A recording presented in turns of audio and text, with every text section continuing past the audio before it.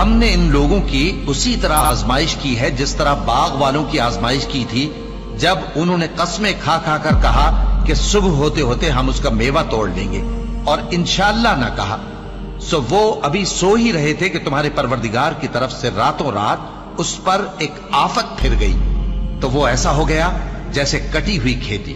پھر جب صبح ہوئی تو وہ لوگ ایک دوسرے کو پکارنے لگے کہ اگر تم کو کاٹنا ہے تو اپنی کھیتی پر سویرے ہی جا پہنچو۔ سو وہ چل پڑے اور آپس میں چپ کے کہتے جاتے تھے کہ آج وہاں تمہارے پاس کوئی فقیر نہ آنے پائے، اور کوشش کے ساتھ سویرے ہی جا پہنچے، گویا پیداوار پر قادر ہیں۔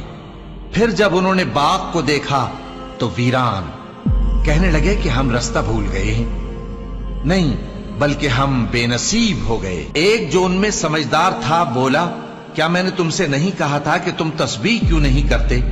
دوسرے کہنے لگے کہ ہمارا پروردگار پاک ہے، بے شک ہم ہی قصوروار تھے۔